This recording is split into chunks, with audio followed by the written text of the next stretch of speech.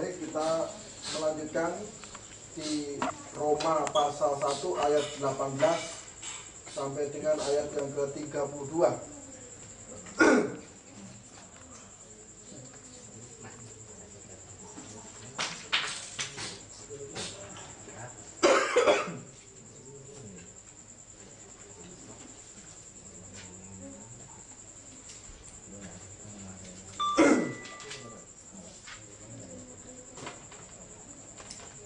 Hukuman Allah atas kefasikan dan kelaliman manusia.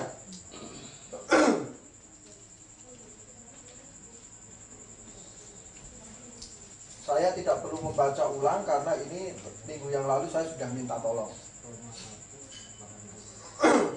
Roma pasal 1 ayat 18 sampai 32. Minggu yang lalu kita sudah minta tolong supaya dibaca di rumah. Jadi intinya adalah dari kasus pasal 1 ayat 18 sampai 32, di situ adalah orang-orang yang pertama mengenal agama. Gitu. Ini kasusnya orang ini mengenal agama. Ayat 22, mereka berbuat seolah-olah mereka penuh hikmat, ya, tetapi mereka telah menjadi bodoh. Ayat 22. Ayat 32, sebab walaupun mereka mengetahui tuntutan hukum Allah, ya, yaitu bahwa setiap orang yang melakukan hal-hal demikian patut dihukum mati. Nah, ini berarti dua ayat ini menunjukkan ini orang mengerti agama. Yang ke-21, sebab sekalipun mereka mengenal Allah. Nah ini ayat 21, sebab sekalipun mereka mengenal Allah, ya, jadi dari 3 ayat ini terbukti bahwa di ayat yang ke-18 sampai 32, orang yang dimurkai Allah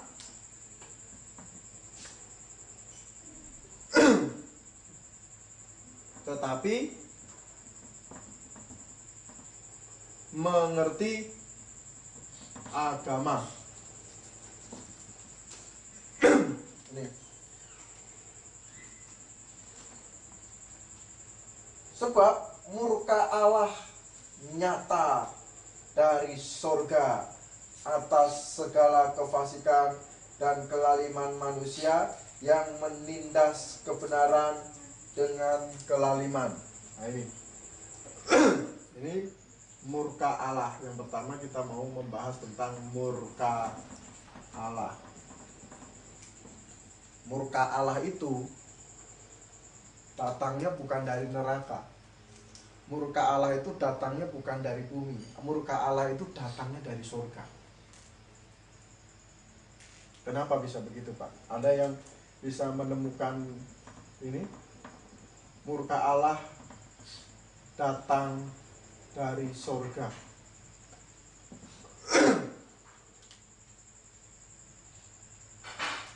Kenapa bisa datang dari surga? Kenapa tidak datangnya dari neraka? Murka Allah itu.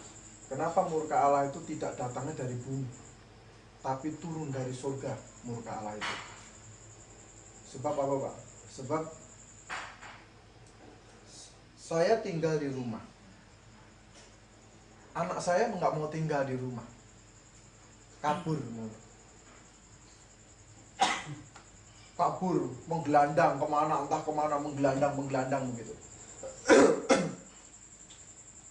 Tentu saya yang berasal dari rumah itu akan marah. Lihat anak saya kelakuannya malah menggelandang ke sono kemari sebagai perempuan yang menggelandang kemana-mana misalnya.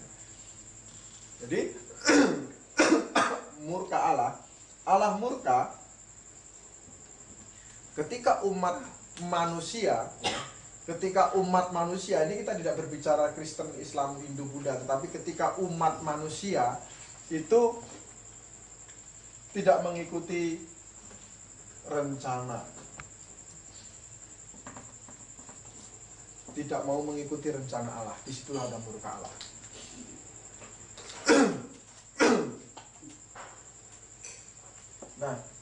ayat 16-17 yang lalu kita sudah bahas itu tentang Injil.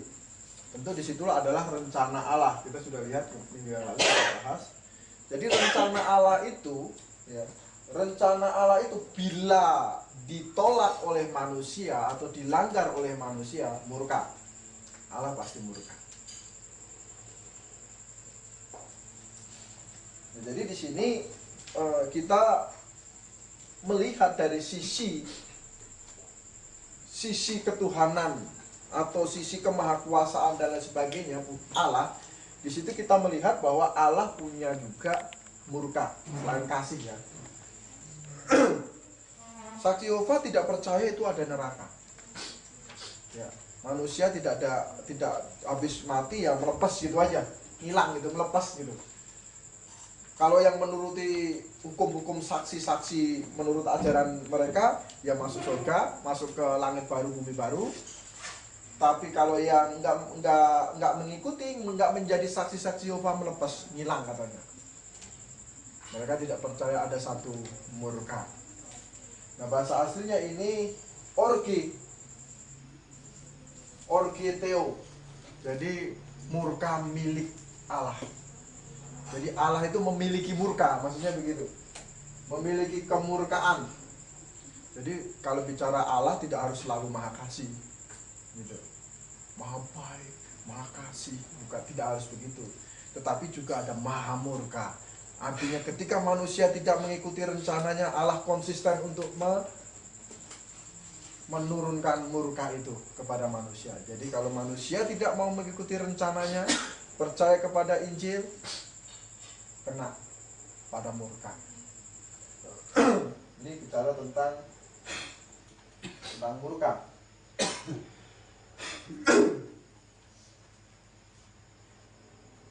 Nah, di ayat yang ke-9 menarik, 19 menarik. Kelihatannya di dalam kitab Roma ini Rasul Paulus melihat bahwa banyak sekali orang-orang di Roma itu meragukan, meremehkan keberadaan Allah.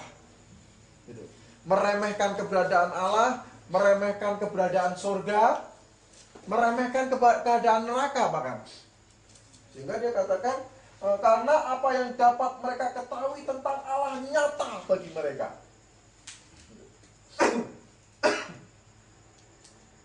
Sebab Allah telah menyatakan kepada mereka.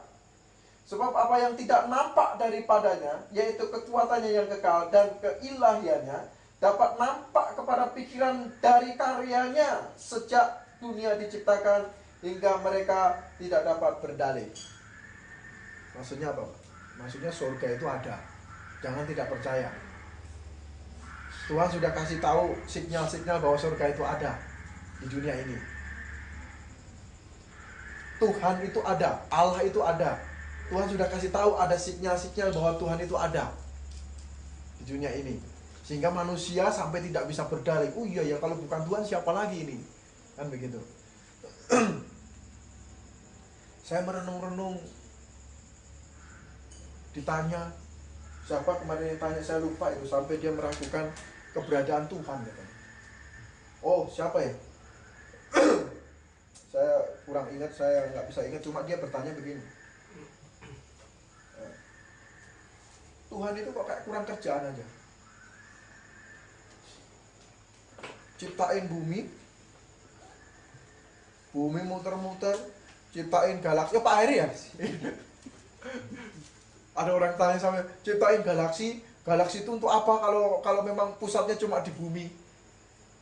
Kalau memang betul Tuhan itu ada, katanya, ngapain Tuhan pakai ciptain Bima Sakti, ciptain galaksi-galaksi yang lain, kayaknya nggak berguna, padahal yang berguna cuma yang difokuskan cuma bumi, katanya. Kalau kita baca komen-komen mereka, orang-orang yang nggak percaya Tuhan, waduh, ngeri-ngeri Pak. Luar biasa itu mereka, ngeri-ngeri. Maka ada yang bilang internet dihapus saja juga mungkin, karena mereka nggak tahan dengan dunia internet ini. Nah begini, saya menggambarkan Tuhan itu ada, surga itu ada. Sekarang saya baru bisa mengajarkan kepada orang begini. Surga itu ada, Tuhan itu ada, itu sama seperti istri saya hamil ini. istri saya hamil ini, saya itu belum pernah lihat bayi saya itu loh, mukanya kayak gimana, tapi saya sudah bisa bayangin. Dan kurang lebih begitulah, nggak meleset-meleset amat. Alkitab ajarkan juga begitu, surga itu seperti itu. Kalau kita bisa melihat, membayangkan, dan seperti itulah, nggak meleset-meleset amat nanti. Kalau kita percaya pada Alkitab. Sama, saya juga lihat bayi. Saya apalagi ketika dilihat perutnya duk-duk. Wih, ada ini. Ada gerakan. Ini ada nih di dalam. Masa saya bilang nggak ada itu? Saya belum lihat, saya nggak percaya itu ada. Mana bisa saya begitu? Ada ini di sini. Saya nggak pernah, saya lihat sampai saya lihat foto sama istri saya. Ini mukanya kayak apa ini? Lihat foto waktu masih kecil ya. Kurang lebih mukanya kayak beginilah. Nggak jauh-jauh amat. Ini mukanya kayak gini nih nanti, kurang lebih. Jadi saya yakin betul di dalam perut istri saya itu ada anak saya. Itu begitu. Sama ketika kita belajar Alkitab dan Alkitab tunjukkan Tuhan itu seperti ini di dalam Alkitab, dan Tuhan surga itu seperti ini di dalam Alkitab, dan neraka itu seperti ini di dalam Alkitab, maka saya harus percaya. Oh iya, Pak, nanti kita masuk ke sana, ya begitu itulah, nggak jauh-jauh amat begitu. Itu luar biasanya. Oke, itu kita lihat di sini kembali bahwa ini adalah menunjukkan bahwa di ayat 19 dan 20 kembali kita ulangin, ini menunjukkan bahwa keberadaan Allah, keberadaan surga, keberadaan neraka itu real, nyata. Jangan kita tidak percaya. Jangan kita tidak percaya. Manusia Tuhan sudah tunjukkan dengan berbagai macam petunjuk-petunjuk. Dan ini jadi kadang-kadang orang Kristen ini harus dikelirkan bahwa orang-orang Kristen ini tidak mengerti Tuhan itu memiliki wahyu umum dan wahyu khusus. Wahyu khusus itu adalah wahyu yang diturunkan oleh Tuhan untuk menuntun manusia kepada jalan keselamatan secara khusus, yaitu melalui Yesus sebagai juru selamat. Tetapi ada wahyu umum. Wahyu umum itu Tuhan menurunkan wahyunya itu untuk seluruh umat manusia, seperti hujan. Hujan nggak pilih-pilih, untuk orang Kristen aja yang dikasih hujan. Yang nggak dikasih hujan bukan begitu juga. Jadi itu wahyu umum. Jadi hal-hal yang umum. Nah, hal-hal yang umum ini jangan dikhususkan. Sebagai satu contoh, misalnya bermimpi, melihat ada, wah kan kemarin itu ada pendeta itu bermimpi ada gunung berapi di bawah laut. Gunung berapi di bawah laut mau meledak dan mau hancur ini semua. Wah, pokoknya berantakan Indonesia inilah pokoknya. Gunung Merapi mana saya juga nggak tahu. Itu pendeta itu melihat. Heboh langsung. Kita harus puasa berapa kali katanya? Itu ibu itu seminggu puasa. Suruh puasa seminggu katanya. Tadi sore ya, itu ada satu bapak ini begitu luar biasa.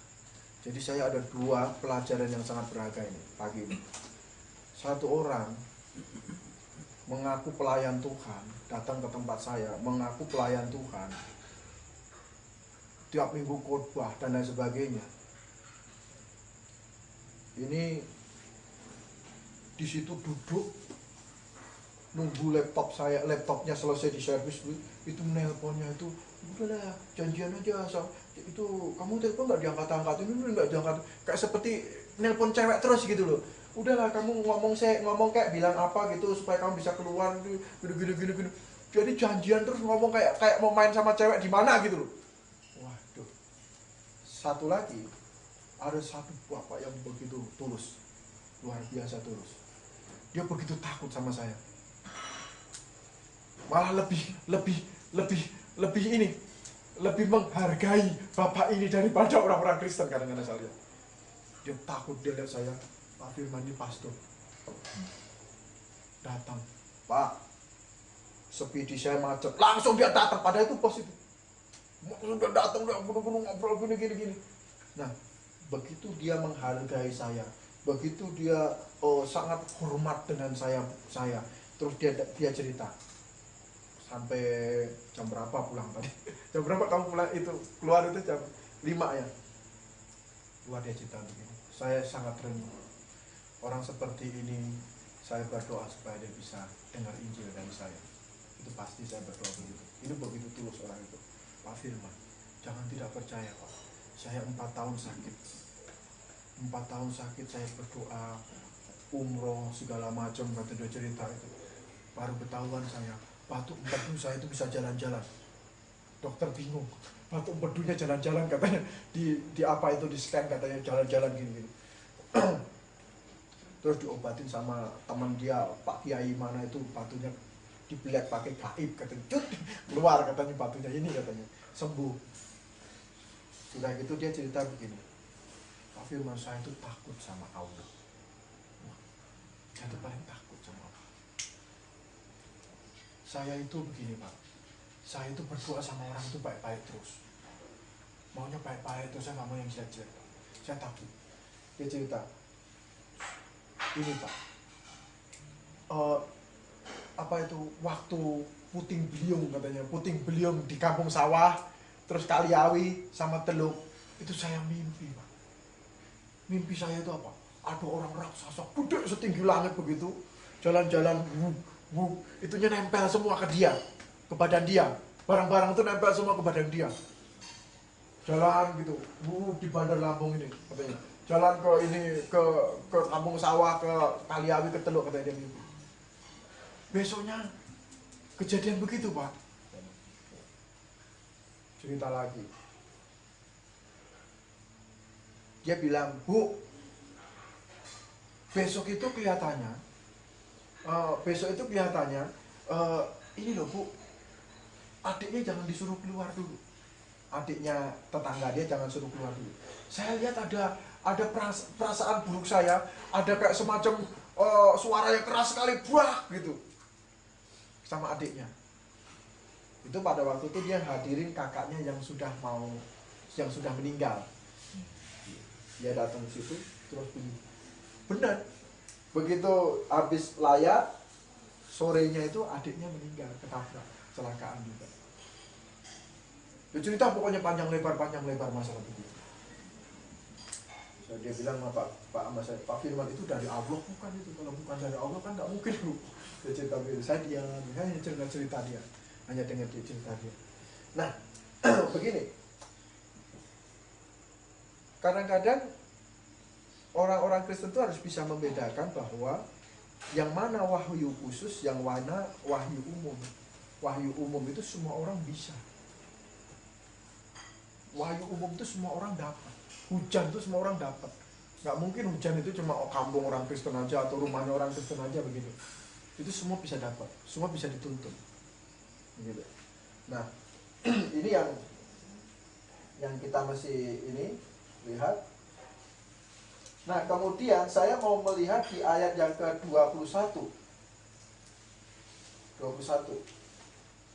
21 ini sebenarnya kita mesti kalau melihat dari bahasa aslinya. Kenapa sulit orang-orang untuk percaya dalam hati? Gitu ya. Ini dulu, nanti kita bicara tentang mengenal Allah. Orang-orang yang mengenal Allah namun mereka tidak memuliakan Allah. Kita bicara dulu tentang hati. Sebenarnya kata hati ini kurang tepat. Percaya dengan segenap hatimu, itu kurang tepat. Iblis sudah pelintirkan sedikit ke hati. Bahasa aslinya itu jantung. Jantung itu lebih penting daripada hati sebenarnya. Kardiovaskuler. Bahasa aslinya itu kardia. Manusia jantungnya bermasalah langsung game. Orang lagi tidur, mati. Jantungnya berhenti. Tapi kalau hati itu masih bisa diakal-akalin dikit. Orang kedokteran mungkin lebih mengerti masalah hati dan jantung. Saya lebih percaya orang untuk percaya dengan segenap jantungmu. Harus begitu. Supaya apa? supaya orang lebih mengerti bahwa jantung lebih penting daripada hati. Oh, kalau begitu saya percaya dengan segenap napas saya. Jantungnya berhenti, napasnya berhenti. Gitu. Tapi kalau hati, seolah-olah itu kan rasa cinta saja. Saya nggak ada hati sama dia, saya nggak ada. Saya ada hati sama seseorang, saya begitu. Seperti kayak rasa cinta dan sebagainya. Tapi ini tidak begitu penting. Tapi kalau jantung, ini bahasa aslinya sudah jelas. Sebaliknya pikiran mereka menjadi sia-sia dan jantung mereka yang bodoh, katanya, menjadi tanpa pengertian, menjadi gelap, tanpa berpengertian. Harusnya begitu. Jadi detak jantungnya itu istilahnya jantungnya itu tidak atau nafas dia itu tidak menyatu dengan Tuhan. Kalau hati kurang, saya rasa kurang ini. Bahasa aslinya itu kardia.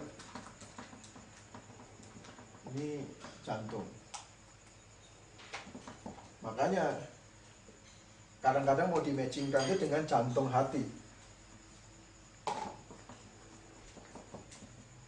Supaya matching, udah biasa pakai hati, jadi jantung hati. Jadi bahasa Inggris pakai hati, liver. Nah ini di KJV pakai heart. Bahasa Yunani jelas berbeda ini. Nah sementara ini hanya sebagai satu pengetahuan bahwa saya tidak mau merubah kata jantung menjadi hati, tetapi artinya bukan hanya sekedar hati, tetapi memiliki satu pokok yang luar biasa, gitu. Itu pokoknya, gitu. Kalau manusia itu pokoknya itu, gitu. Sebab sekalipun mereka mengenal Allah, nah ini yang penting, mengenal Allah, mereka tidak memuliakan Dia sebagai Allah. Ada juga nih.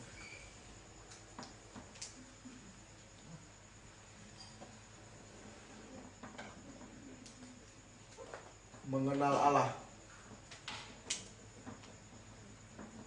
Ini bahasa aslinya ginosko, tahu. Ginosko itu tahu, mengetahui. Tahu Allah ini begini, Allah itu begitu, menciptakan. Oh, Allah itu Tritunggal, tahu semua, bahkan hebat, ngerti dia tentang kealahan gitu ya. Tetapi tidak memuliakan Dia. Hati-hati, kadang-kadang ini orang-orang Kristen yang dari kecil kebablasan di sini. Sudah tahu Allah itu dari kecil, sampai tua dia bahkan tahu, tapi tidak memuliakan Dia. Ini yang harus kita perhatikan, supaya anak cucu kita sekalipun lahir mengenal Kristus, itu mengenal Kristus dengan benar. Selain mengenal Allah, juga memuliakannya, katanya. Ayat yang ke-21, saya coba lihat.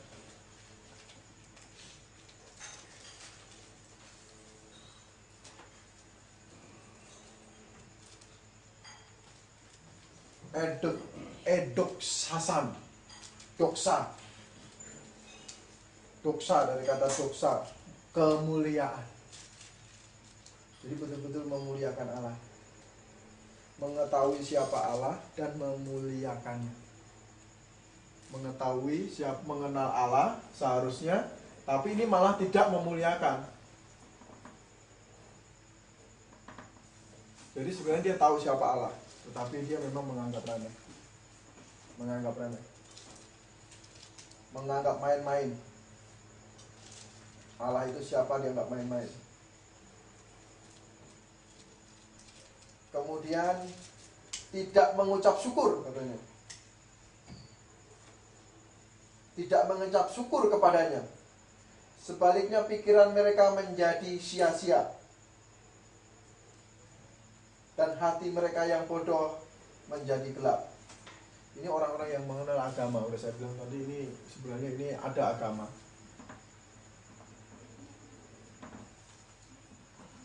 Ya ada agama, tetapi mereka betul-betul tidak mempraktekkan atau tidak mencerminkan kemuliaan Allah hidupnya.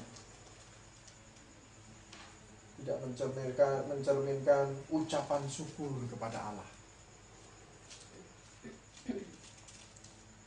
Ini saya juga tidak tahu kenapa sebabnya. Sebabnya apa gitu. Makanya kita sebagai orang Kristen sebenarnya begini Pak rumusnya. Kalau kita betul-betul orangnya sudah lahir baru, itu kalau kita sebisa kita itu dunia ini kita bikin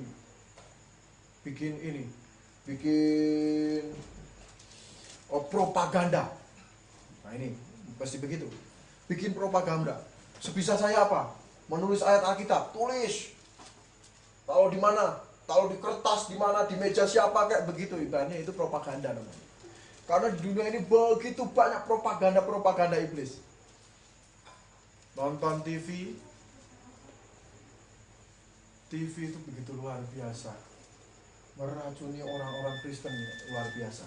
Sampai seolah-olah benar, ya, padahal salah. Di TV itu ya, yang namanya pakaian itu seolah-olah udah benar. Pakaian yang tidak memuliakan nama Allah itu udah seolah-olah itu benar. Jadi udah biasa. Udah cuma tinggal kutang begini aja gitu ya. Itu udah seolah-olah benar itu, udah jadi hal yang biasa. Pakai celana pendek segini itu hal yang biasa itu di TV itu udah setiap hari. Kalau kita tonton, wah itu satu propaganda. Tapi kalau kita lihat, kalau kita pakai baju yang sopan, misalnya ini tertutup kayak aneh gitu, jadinya aneh gitu. Itu kan kita berarti miskin propaganda, kalah iklannya. Iklan kita kalah. Iklan kita kalah. Anak-anak muda sukanya pakai musik, misalnya band-band gitu di gereja-gereja gitu ya. Itu kalau rambutnya nggak gondrong, sebentar lagi dia mau jadi gondrong itu. Kalau nggak gondrong nggak asik nepuk drumnya itu sambil rambutnya digini-gini, nggak asik kayaknya. Kalau nggak pakai ini gaya mereka gaya agak aut-autan sedikit. Kalau pakai jas, pakai dasi, itu mesti yang ini punya. Ya apa itu namanya? Orkestra punya. Nah baru dia bisa mukulnya. Ada di depan dia ada drum juga, tapi mukulnya cuma sekali der gitu. Itu baru boleh pakai jas. Tapi kalau yang wah cocok nggak ada. Propaganda kita kalah. Orang-orang Kristen punya propaganda sudah kalah. Harus untuk banyak. Apa aja yang kita bisa, keluarkan terus semua. Begitu. Oke, ini mereka berbuat ayat 22. Mereka berbuat seolah-olah mereka penuh hikmat. Aduh, luar biasa ini. Mereka penuh hikmat. Tetapi mereka telah menjadi bodoh. Menurut apa? Menjadi bodoh. Menurut Alkitab, menurut firman Tuhan. Menurut firman Tuhan, itu menjadi bodoh. Mereka berbuat seolah-olah mereka penuh hikmat, tetapi mereka telah menjadi bodoh. Mereka menggantikan kemuliaan Allah yang tidak fana dengan gambaran yang mirip manusia yang fana, burung-burung, binatang-binatang yang berkaki 4, atau binatang-binatang yang menjalar. Nah ini perlu kita perhatiin ini, Pak. Perlu kita perhatikan. Di dalam bahasa aslinya itu kalau kita teliti itu bisa berupa gedung-gedung, building. Itu building, kalau kita lihat itu bahasa aslinya bisa jelas itu bisa dalam arti building atau coba saya lihat nih apa di ayat 23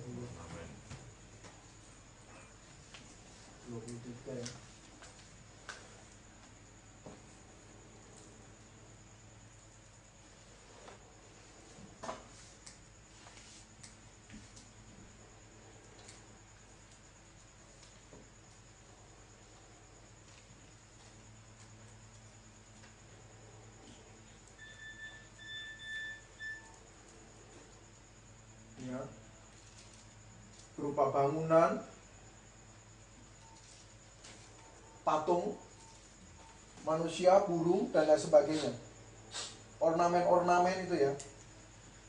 Nah ini kita perlu menyikapi ini. Kadang-kadang begini, kadang-kadang orang Kristen ini juga terlalu ini, kita ini sebenarnya kita tidak perlu foto Tuhan Yesus, itu kita tidak perlu. Sebenarnya begitu. Untuk apa foto Tuhan Yesus itu? Karena di dalam Alkitab Tuhan tidak suruh mengingat dia itu dengan foto dia. Manusia itu mau cari gitu sebenarnya. Itu pada ini orang-orang Roma ini kan, Tuhan itu Rasul Paulus mau ngomong sama orang-orang Roma ini begitu, kayak sekarang ini saya disuruh mau cabut kutil kita gitu loh. Nggak ada foto-foto itu. Maksudnya foto-foto Tuhan Yesus itu buang. Itu terus apa itu? Patung-patung itu buang. Malah patung-patung dikasih air, dikasih apa, terus dikasih kolam bawahnya apa itu dibuang. Patung-patung ini, patung-patung itu, gambar menyerupai manusia, kaki burung. Kalau orang-orang di dunia ini memang wajar, Pak. Kadang-kadang jawabnya gampang. Oh, kita kan nggak menyembah dia. Sama. Itu suku Asmat itu. Apa dia menyembah pohon? Enggak. Dia itu pergi ke pohon itu menyembah Tuhannya pohon itu. Maksudnya begitu. Kenapa pohon itu bisa hebat, kena buade, kena angin puting beliung nggak apa-apa, tapi rumah saya hancur? Itu maksudnya begitu. Jadi dia percaya si pohon ini ada Tuhannya. Begitu. Jadi bukan menyembah pohonnya, menyembah Tuhan di balik pohon itu. Maksudnya begitu. Nah, ini orang-orang kita juga sama kadang-kadang. Kita tidak menyembah patungnya, tapi menyembah Tuhan. Lah ngapain pakai patung itu kan gitu. Nah, ini yang harus kita lihat. Pertama, sebenarnya kita tidak perlu foto Tuhan Yesus. Karena foto Tuhan Yesus itu bisa berbahaya. Foto siapapun. Untuk apa? Foto-foto siapa? Fotonya foto kita sendiri gitu ya. Foto siapa? Fotonya Tuhan Yesus, fotonya Allah Bapa lagi. Bingung juga saya. Ada dia gendong bayi Yesus. Ada satu bapak dia gendong Tuhan Yesus. Kadang-kadang aneh juga. Entah itu siapa, Allah Bapa atau siapa, yang jelas kelihatannya bukan Yusuf karena ada sinarnya. Kalau di internet kita lihat pasti banyak gitu. Foto-foto yang begitu itu kan kita sebenarnya nggak perlu lah, apalagi dibikin patung. Ini sangat tidak alkitabiah karena apa? Dari kata middle itu sendiri sudah jelas. Middle itu sendiri dia di yang ayat yang ke berapa, Roma pasal 1 ayat yang ke berapa kemarin ya yang kita bilang itu aja menunjukkan bahwa dia berbicara dengan dirinya sendiri itu, tentang bicara anaknya. Itu maksudnya saya berkata untuk diri saya sendiri. Itu maksudnya begitu. Ini mereka menggantikan kemuliaan Allah yang tidak fana dengan gambaran yang mirip dengan manusia yang fana. Ya sekalipun nggak mirip, tapi dibikin mirip, maksudnya begitu. Dengan burung Garuda, dengan macam-macam lah. Karena itu Allah menyerahkan mereka kepada keinginan hati mereka akan kecemaran, sehingga mereka saling mencemarkan tubuh mereka dan sebagainya. Ini akhirnya karena manusia sudah jauh mengasihi Tuhan. Yang ayat 25 yang penting ini, Pak. Sebab mereka menggantikan kebenaran Allah. Waduh, luar biasa. Kebenaran Allah diganti.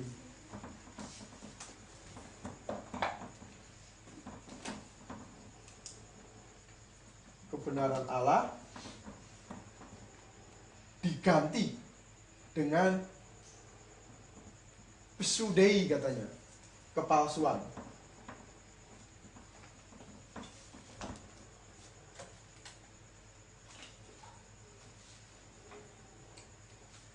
Sebab mereka menggantikan kebenaran Allah dengan dusta. Ini bahasa aslinya pseudei, kepalsuan. Dan memuja dan menyembah makhluk yang melupakan penciptanya. Ini bukan makhluk, maksudnya ini luar biasa, ini ayat kata makhluk ini. Ayat 25 coba saja.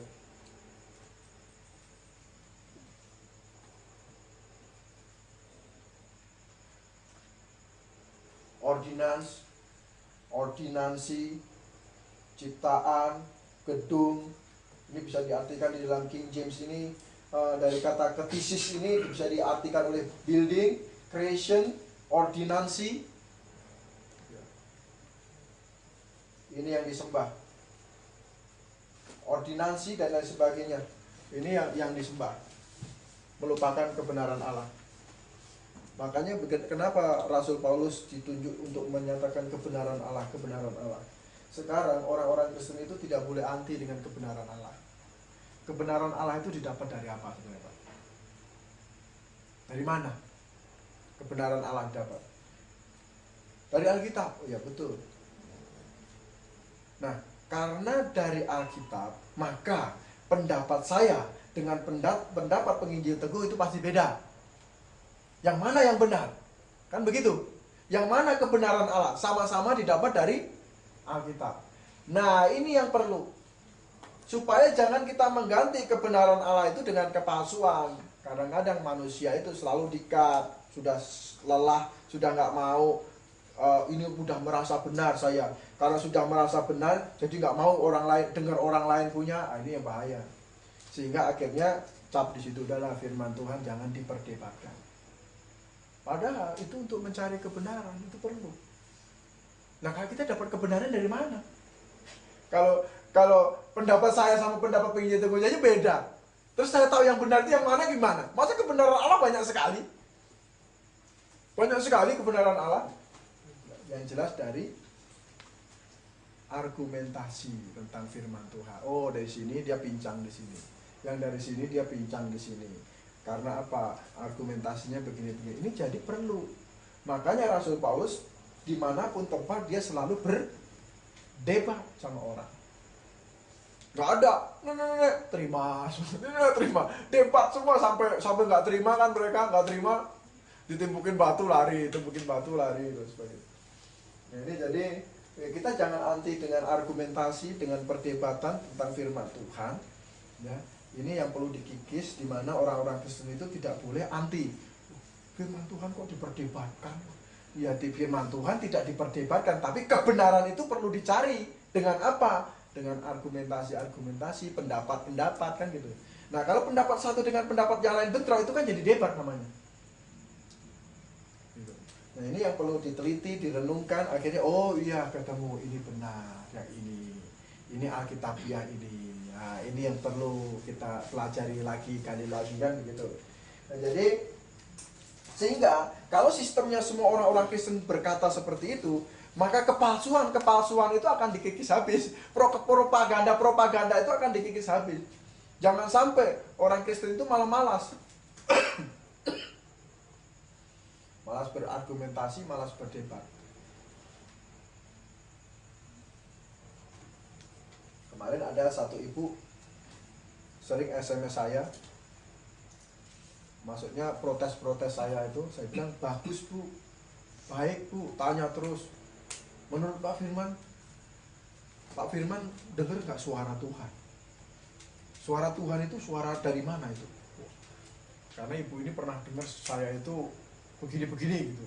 Dia langsung tanya, ada Pak Abel, menurut Pak Firman suara Tuhan itu seperti apa? Dia cerita ada suara-suara Tuhan gitu. Menurut Pak Firman gimana tanggapannya? Suaranya apa? Benar-benar bunyi, hai anakku, ngajak ngobrol Pak, diajak ngobrol kita. Oh, begitu. Atau saya baca Alkitab terus diterangkan, atau saya ingat orang, ingat apapun terus saya baca Alkitab, ketemu masalahnya, begitu. Sering tuh dia kritik-kritik saya, SMS terus, saya bilang bagus Bu, saya tidak pernah mentahkan dia. Bagus, jawab lagi, bagus, saya bilang. Pertanyaan yang bagus, SMS jawab lagi. Nah, jadi ini sebab mereka menggantikan kebenaran Allah dengan dusta, dan memuja dan menyembah ordinansi.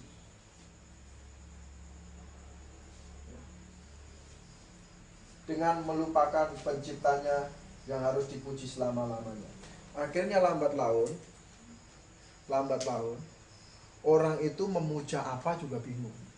Awalnya si pendeta ini pendeta tua ini, awalnya ini lagi PA begini, lagi PA gini, itu anjingnya itu anjing di luar itu berisik bongkong-bongkong, bongkong gitu. Akhirnya si pendeta tua itu punya inisiatif, ditangkap itu anjing, diikat, ditaruh di depan pintu, diam tuh anjing. Di kemudian hari lama turun temurun pendetanya meninggal. Itu PA, pendetanya juga nggak jelasin kenapa anjing itu diikat di depan pintu. Akhirnya setiap PA itu harus ada anjing di depan pintu diikat. Anjing di depan pintu diikat. Dicari-cari nggak ada anjing. Suatu ketika turunan keberapa itu nggak ada anjing. Dia cari anjing, sengaja beli anjing untuk diikat di depan pintu. Akhirnya lama-lama diteliti sama penerus generasi berikutnya, kenapa anjing harus diikat di depan pintu pada saat PA? Karena begini kan, sampai begitu. Nah, kadang-kadang kekristenan itu sudah melupakan intisari penciptanya, lebih mengikuti tradisi keagamaannya. Jadi malah lupa penciptanya kayak apa gitu loh. Ngikutin tradisi ini, tradisi itu, tradisi, sampai akhirnya lupa penciptanya kayak bagaimana. Ini menarik nih. Ya. Mereka mengganti dengan kepalsuan, memuja dan menyembah ordinansi, penciptaan manusia dan lain sebagainya itu dengan melupakan penciptanya yang harus dipuji selama-lamanya. Jadi malah lupa gitu, yang harus dipuji Tuhan selama-lamanya itu. Ini baru kata-kata amin. Dari ayat ini baru ada kata amin. Ini berarti serius ini. Amin, amin. Ini serius ini yang 25 ini. Ini artinya banyak orang ke depan, dan sekarang benar. Saya yakin tuh, dupa itu yang disembah-sembah itu sebenarnya itu maksudnya dulu ada apa gitu, nggak ngerti gitu. Sampai sekarang kok diharuskan cari dupa dan harusnya dipelintir-pelintir kecil-kecil gitu loh maksudnya. Saya yakin turun-temurun dulu mungkin nggak harus melintir gitu loh. Mungkin kalau mau arti dupa ya wangi-wangian ya harusnya cari wangi yang lain kayak gitu. Atau kalau ada mayat di situ kan harus wangi gitu, mungkin harus pakai dupa, pakai apa gitu, kemenyan apa. Sampai sekarang itu harus cari dupa yang kecil melintir, panjang-panjang, harus seperti itu gitu. Nggak mau dupa yang lain gitu misalnya, yang wanginya sama misalnya. Nah ini kadang-kadang mereka akhirnya lupa sendiri dengan ini yang penting ini. Kekristenan pun begitu. Mereka lupa. Termasuk baptisan. Baptisan itu seolah-olah itu hal yang sangat ini. Padahal baptisan di dalam Alkitab itu sebagai tanda dari pertobatan, bukan syarat untuk bertobat, bukan syarat untuk masuk surga. Jadi akhirnya orang membanggakan, Bapak, kapan Bapak diselamatkan? Jawabannya apa? Saya dibaptis pada tanggal sekian. Yang dijawab itu dibaptis. Orang yang diselamatkan itu pada saat dibaptis itu gitu. Bukan saat dia menerima Yesus, tapi pada saat dia dibaptis. Kenapa? Karena sudah melupakan. Kayak seperti ini. Anjing diikat di depan pintu itu.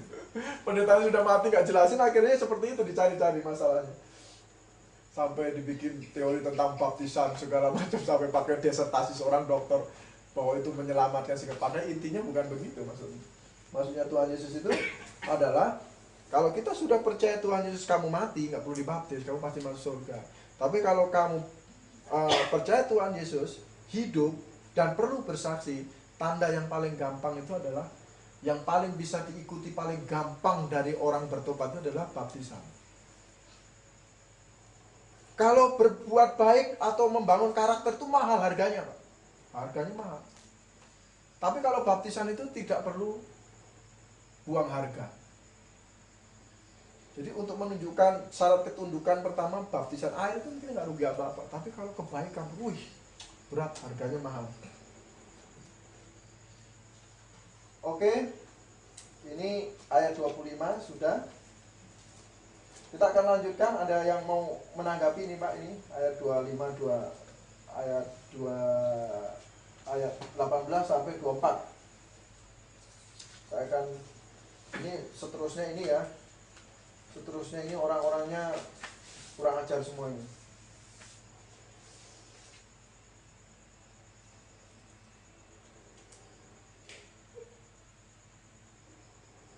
Karena itu Allah menyerahkan mereka kepada hawa nafsu yang memalukan, Sebab istri-istri mereka menggantikan persetubuhan yang wajar dengan yang tak wajar. Demikian juga suami-suami meninggal persetubuhan yang wajar dengan istri mereka dan menyala-nyala dengan birahi mereka seorang terhadap yang lain, sehingga mereka melakukan kemesuman laki-laki dengan laki-laki, dan karena itu mereka menerima dalam diri mereka balasan yang setimpal untuk kesesatan mereka. Kemarin itu dipotong-potong, dimasak, itu kayaknya seperti halnya sudah biasa loh.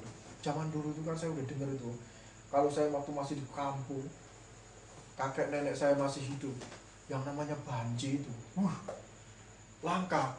Kayaknya banji itu kayaknya jarang sekali, dan kita itu sangat ini sekali, jangan banji itu begini. Sekarang yang namanya kawin laki-laki sama laki-laki itu udah biasa, sudah direstui hukum. Kemarin Pak Karel itu ngomong malah di Jerman itu sudah ada hukum yang mengarah kepada laki-laki boleh kawin dengan laki-laki. Wah, bingung juga itu gimana hukumnya itu. Puji Tuhan di Indonesia belum ada. Kalau di Indonesia juga ada hukum begitu, waduh, ini siap-siap murka Allah itu masuk ke Indonesia. Nah, ini menarik ini ya. Justru dosa seksual itu, saya dengar ini ya. Ini baru dengar, belum tentu benar nih. Tetapi katanya mereka begitu. Itu di Arab itu dosa seksual itu begitu luar biasa, Pak. Naik taksi nggak boleh meleng istrinya, harus suaminya dulu baru istrinya katanya. Wah, sebegitunya. Di Eropa gudangnya orang Kristen juga begitu. Jadi negara agama sama seksualnya, gila-gilaan, mesumnya gila-gilaan. Negara demokrasi juga sama, mesumnya gila-gilaan. Artinya sama aja sebenarnya. Dimanapun tempat sama saja kalau mereka tidak mengenal Allah dengan benar. Nah, ini ayat 28, dan karena mereka tidak merasa perlu untuk mengakui Allah, maka Allah menyalahkan mereka pada pikiran-pikiran yang terkutuk, sehingga mereka melakukan apa yang tidak pantas. Terakhir ayat 32. Sebab walaupun mereka mengetahui tuntutan-tuntutan hukum Allah, yaitu bahwa setiap orang yang melakukan hal-hal demikian patut dihukum mati, mereka bukan saja melakukannya sendiri, tetapi mereka juga setuju dengan mereka yang melakukannya. Bingung juga. Perang demi agama, nangkepin orang Kristen, ditangkepin, dinikahin paksa. Bingung juga kadang-kadang cara berpikir manusia begitu. Sama juga terjadi dengan tentara-tentara Amerika pergi ke Vietnam. Katanya tentara Kristen, kalau nggak salib segala macam. Pergi ke Vietnam, cerita sejarah di Vietnam itu orang-orang Vietnam itu semua sama begini. Mereka berbuat sesuka hati terhadap perempuan-perempuan Vietnam. Jadi sama. Ini rupanya dari kesimpulan ayat yang ke-18 sampai 32 di sini, kemurkaan Allah itu ditujukan kepada orang-orang yang tidak mengenal Allah itu secara global. Bukan agama tertentu, bukan ini, semuanya sama. Harus betul-betul mengenal juru selamat Yesus Kristus dengan benar. Lahir baru, begitu maksudnya. Kalau tidak, diaminkan di ayat 16-17, yaitu Injil adalah kekuatan Allah, amburadul, berantakan juga. Apapun dia, siapapun dia, dari suku manapun, dari bangsa manapun, dari agama manapun, kalau dia nggak lahir baru, habis. Bahkan ini katanya mereka bukan hanya berbuat demikian, tapi mereka juga setuju. Bukan saja melakukan sendiri, tapi mereka juga setuju dengan mereka yang melakukannya. Oh, kurang ajar. Bukan hanya dia berbuat sendiri. Kalau berbuat sendiri kan masih udahlah, cukup saya sendiri yang jahat, kalian jangan, kan begitu. Ini juga malah setuju, ayo, semua boleh kok katanya. Waduh, ini berarti sudah massal, sudah koloni. Kalau sudah koloni berarti ini memang propaganda iblis itu begitu luar biasa menang. Kalau sudah koloni, sudah semuanya nggak ada rasa semua, boleh gitu. semuanya boleh nih. Dosa dikit-dikit boleh.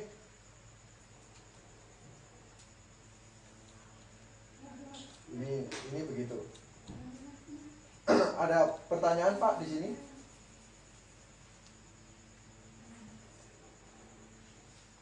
Minggu depan, hukuman Allah atas semua orang, pasal 2 ayat 1 sampai ayat yang ke 16. Jadi minggu depan saya masih ada di sini ya. Minggu depan itu masih di sini. Jadi minggu depan kita masuk ke pasal 2. Ini baru pasal 2. Kita akan terasa jalan akan terasa setelah pasal 15. Baru kita akan merasakan, oh sistemnya begini, sistematisnya begini, melangkah per pasal. Setelah begitu, jadi akan mulai kita mengetahui banyak variasi setelah di pasal 10, 11, 12, 13, 14, 15 gitu. Nanti kalau kita sudah selesai satu pasal, masuk ke satu kitab, nanti masuk ke kitab berikutnya, baru mulai 2 kitab itu mulai saling bertautan. Setelah 3 kitab mulai saling bertautan. Entah berapa tahun lagi saya tidak tahu. Itu sistematika itu sudah ada di dalam kepala kita. Biasanya kalau sekolah Alkitab itu kan siang malam itu 3 tahun, 2 tahun sampai 4 tahun siang malam. Tapi yang jelas 2 tahun itu siang malam itu sudah ada sistematika. Seperti yang dilakukan oleh Paulus di Tiranus, 2 tahun selesai. Oke, ada yang mau bertanya Pak tentang ini? Murka Allah.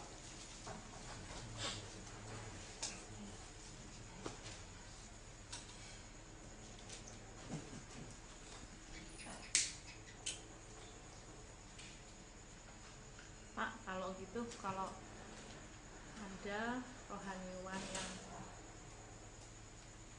dari sana ya bilang Allah adalah kasih, jadi semua orang juga pasti nantinya masuk surga. Boleh nggak kalau kita berkata kita melawan itu dengan itu salah, kita katakan pada orang, karena ternyata memang Allah Maha Kasih, tapi Allah juga punya murka yang dari surga dengan menunjukkan ayat ini. Iya, betul. Jadi begini, kalau memang Allah tidak punya murka, itu berarti memang Allah melakukan itu sendiri, kelaliman itu. Allah juga lakukan kelaliman itu kalau Allah tidak murka. Misalnya saya sama Pak Heri jahat itu. Berarti saya nggak marah sama Pak Heri gitu. Berarti saya sebagai Allah gitu, contoh gitu, sebagai satu yang lebih agung begitu, menyetujui Pak Heri dan saya melakukan itu berarti. Maka dikatakan di Roma pasal 25 iya, ayat yang ke-32 itu jelas. Ya. Bukan saja melakukannya sendiri, tapi mereka juga setuju dengan mereka yang melakukannya. Mau ujung-ujungnya begitu. Iblis melakukan hal itu masalahnya. Begitu. Iblis itu jelas sekali menentang kasih. Kenapa? Karena dia tidak melakukan itu. Maka dia tentang kasih itu. Dia melakukan kelaliman itu. Nah, kalau Tuhan menyetujui kelaliman itu, kejahatan manusia itu, sebenarnya Tuhan juga lakukan itu berarti. Maka murka itu perlu dinyatakan untuk menunjukkan konsistensi surga, bahwa surga itu adalah surga itu memiliki murka, katanya turun dari surga kemurkaan itu menunjukkan bahwa kesucian surga itu tidak bisa dianggap main-main. Jadi kalau ada kejahatan, Tuhan tidak mungkin bisa menyetujuinya. Makanya Tuhan tidak menghapus kejahatan itu begitu saja, tetapi Tuhan memberikan jalan dengan adil dengan mengorbankan dirinya. Begitu. Bukan dengan udah, kalau orang kan kenapa kalau Tuhan memang mau menebus ya udah langsung aja gitu, maksudnya nggak usah pakai sandiwara Yesus turun jadi manusia, mereka maunya kan begitu. Jadi justru itu mau menunjukkan eksistensi ada dua hal yang harus dilaksanakan, yaitu Allah Maha Kasih dan Allah Maha Murka. Allah Maha Kasih mengasihi semua manusia, makanya dia memiliki satu rencana penebusan untuk semua manusia, dan Tuhan ingin supaya semua manusia itu bertobat dan percaya. Tetapi ketika manusia menolak rencana Allah itu, maka murka itu harus sudah siap dihadapi. Ya, begitu Bu, kurang lebih. Jadi boleh ditambahin kata-kata lagi nanti apa kurang lebih yang bisa membuat orang bisa percaya bahwa Allah itu memiliki murka juga. Murka dan maha adil. Oh ya, bisa adil. Jadi murka nggak sembarangan murka. Nggak tahu mana yang salah, yang mana benar, dihajar aja semuanya, dua-duanya nggak mungkin. Ya ada lagi Pak. Itu yang Paulus bilang mereka itu sebetulnya siapa? Orang-orang apa mereka? Itu agama lain atau ini kan belum ada, Roma Katolik juga belum ada saat itu. Jadi mereka itu kalau kita lihat konteksnya Yahudi apa agama lain yang nyembah dewa-dewa atau? Ya, jadi kalau kita lihat konteks dari pasal 1 itu Rasul Paulus bilang begini.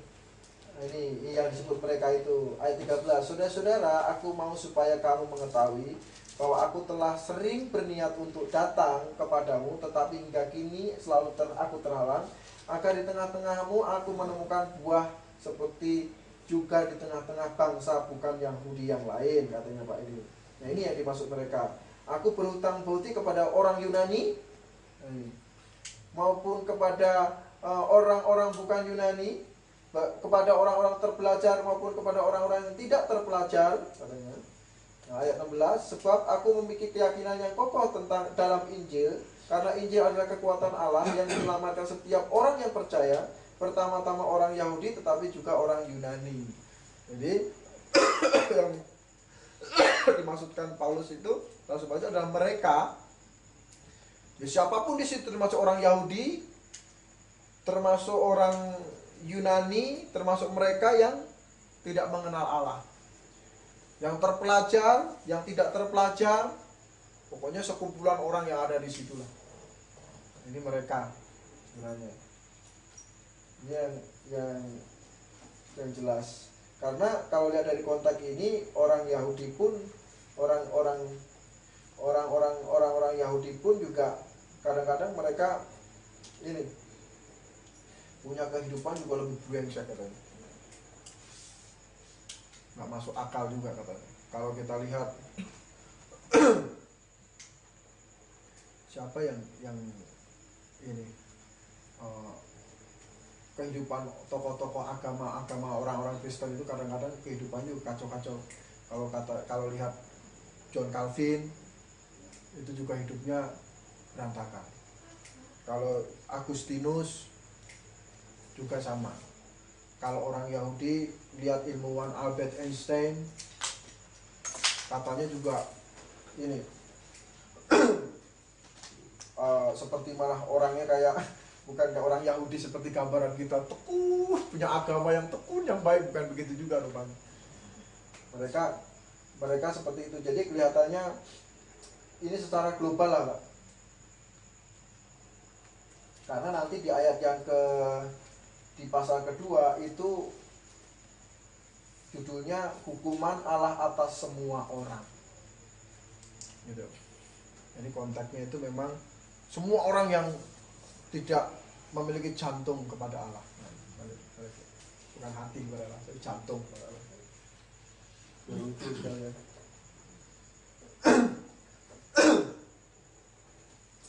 Oke, ada lagi ya Pak? Minggu depan. Jadi minggu depan panjang ini. Jadi